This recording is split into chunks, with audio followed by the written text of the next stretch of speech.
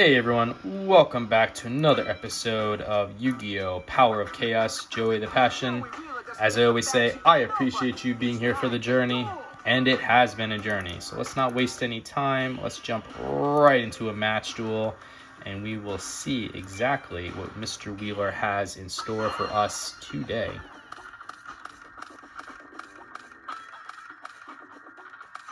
Alright, so what do we got? We got the Blast Sphere, which is a 4-star monster with 1400 attack, 1400 defense, with a really good effect of when your opponent attacks this monster in face down position, this card is treated as an equipped card and is used to equip the attacking monster. Damage is not calculated. The equipped monster in this card is destroyed during your opponent's next standby phase. Your opponent then receives direct damage equal to the equipped monster's attack. We got the Magical Spillenders, really good trap card. Negate the attack of one of your opponent's monsters and inflict direct damage equal to the attack monster's attack to your opponent's life points. We got the Gemini Elf, 4-star monster, 1900 attack, 900 defense. It is the highest non-attributed monster you can have without a negative effect. Love when I have this card, hate when my opponent has it. Torrential Tribute, really good trap card. You can activate this card when a monster is summoned, including flip summon and special summon. Destroy all monsters on the field. Mystical Space Typhoon, that's that counter magic card. Destroy one spell or trap card on the field. And we got Zombra the Dark, which is a 4-star monster with 2100 attack, 500 defense. So this is one of those negative effects because it's over 1900. This card cannot attack the player directly. Each time this card destroys a monster in battle, decrease the attack of this card by 200 points. I don't usually like risking my Gemini Elves, but I don't really have a choice here. So I'll throw the Gemini Elf in attack mode, put the Magical Cylinders down, and we'll end things there.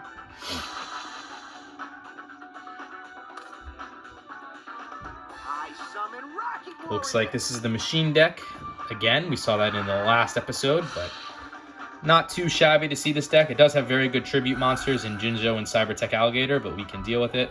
He is playing the Rocket Warrior, 4-star monster, 1500 attack, 1300 defense. He is also playing a card face down, it looks like. Let's see if it's just one. Yep, just one.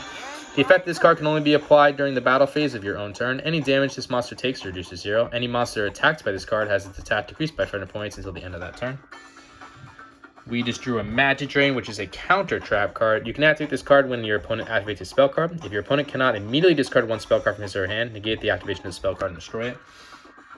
So let's put the Magic Drain down. We'll summon Zombra the Dark now in attack mode, and we will use Zombra to attack and hopefully destroy this Rocket Warrior. Yep, good there. And hopefully this will go through. That will bring Zombra down to 1900 attack. Hopefully this will go through for the Gemini Elf, attacking directly. Not too shabby, but you ain't gonna beat me with those lame attacks. Down to 5,500 life points already, so we're off to a pretty good start here.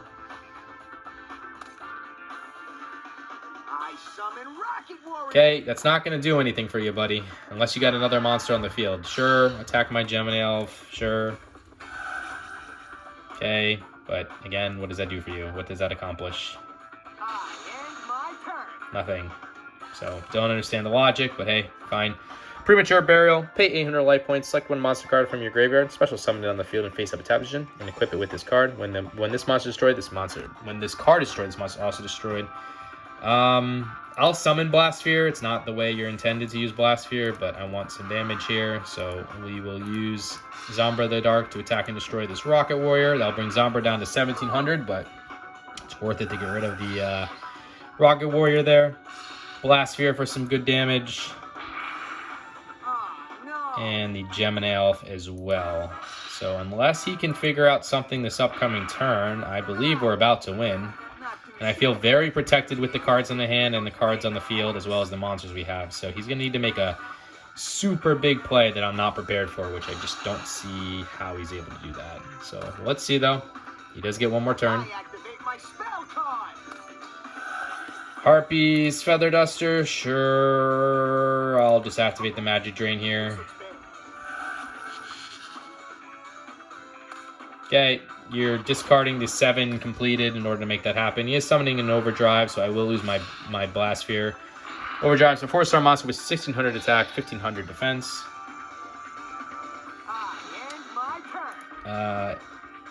In order to make that happen, he had to discard the 7 completed instead, which is a machine type monster equipped with this card increases either its attack or defense by 700 points.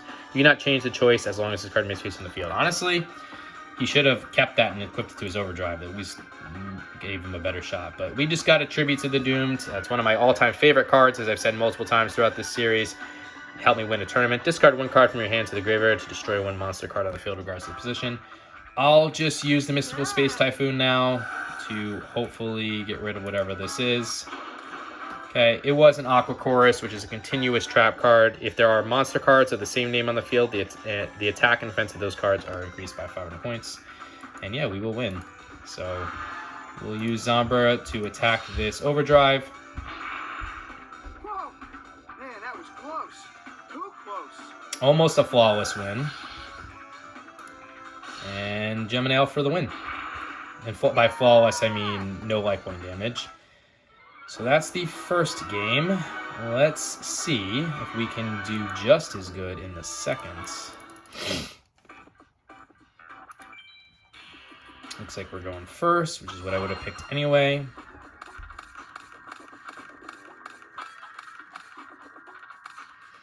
Okay, so what do we got? We got the Dimensional Warrior, 4-star monster with 1200 attack, 1000 defense, with a really good effect of when this card attacks or is attacked, both this card and the opposing monster are removed from the play and cannot return during the current duel. Got another Gemini Elf, got an Island Turtle, 4-star monster, 1100 attack, 2000 defense. Have the Time Seal, which is a trap card where your opponent skips the draw phase of his or her next turn. Got the Monster Reborn, staple of the Yu-Gi-Oh franchise. Select one monster card from either your opponent's or your own graveyard and place it on the field under your control in attack or defense position, face up. This is considered a special summon. And we got the Roroku, which is a spell card. During your turn, you can reduce the attack of one monster by half and add that amount to the attack of another monster on the field. So let's throw the Time Seal down. And we will put the Island Turtle in defense mode. He can try to destroy my Time Seal, and I can always activate it at any time, so that's why I feel safe doing that. And I want to go defensive. If he wants to attack and lose the life points, he very much has my permission to do so. I summon Rocket Warrior. Fine, Rocket Warrior. Again, it's not going to matter. Okay, Tribute to the Doom does matter, so nothing I can really do about that. So he is getting rid of an overdrive to do that. We saw both those cards in the first duel. I'll have to eat the 1500 life point damage, but that's fine. And he is playing a card in defense mode. Okay, got the Magical Cylinders again. I will throw the Magical Cylinders down. I'm going to summon the Gemini Elf now. And we will hopefully destroy this Rocket Warrior.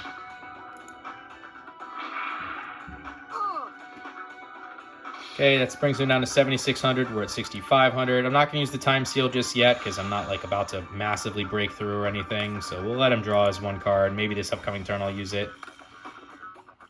Okay, he is playing another card in defense mode. Got our own Tribute to the Doom. Don't think it's worth doing just yet. I will summon the Dimensional Warrior. I'm not going to attack the monster with the Dimensional Warrior because I don't want to remove it from play just yet. But we'll try Gemini Elf for this face-down card. It is the Cyberstein, 2-star monster, 700 attack, 500 defense with an effective. At the cost of 5,000 your own life points, you can special summon one fusion monster from your fusion deck and face-up attack position. And we'll use the Dimensional Warrior to attack him directly. I am really curious what this fusion monster is. So that brings him down to 6,400. If he does decide to attack my Dimensional Warrior, he'll remove his own monster from play as well. I will let him draw. No point to stop it just yet. Just a monster in defense mode, okay?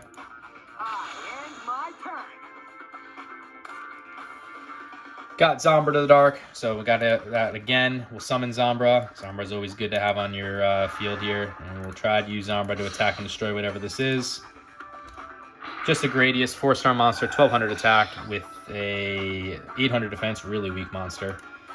Gemini Elf, attack him directly. That will bring Zombra down to 1,900. Not too shit, but you ain't gonna beat me with those lame attacks. And Dimensional Warrior to deal some damage. And now that he's so low, I will use the Time Seal because I don't want him to draw this upcoming turn. If he has no monsters in his hand, it's a guaranteed win basically, but let's just stop whatever he's doing right now and try to go for the win. Nope, still's got a monster, but we contribute to the Doom that really. Got a Dark Zebra, 4-star monster, 1,800 attack, 400 defense with an effective. If this is the only card in your control during your standby phase, it's automatically placed in defense position. You cannot change the position of this card during the same turn. We'll summon the Dark Zebra. I will use the Tribute to the Doom now. I will get rid of the Roroku in my hand and just guarantee my win basically by getting rid of the Cyberstein. Wasn't sure what it was, but yeah, that unless this is something, I don't know what this would have to be. I don't see how he can stop us.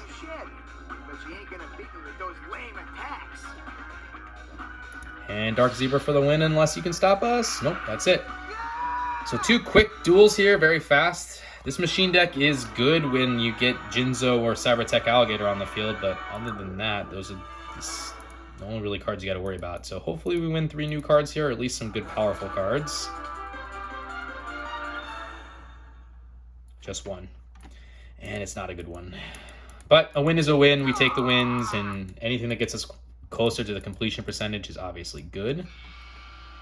So let's take a look at the 1 new card we did win.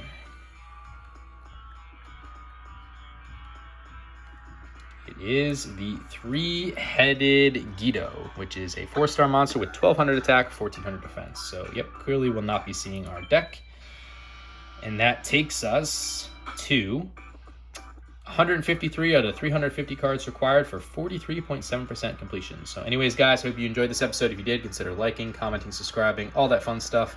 You don't have to, but I would appreciate it if you did because it lets me know you're enjoying the content. And until the next episode, later.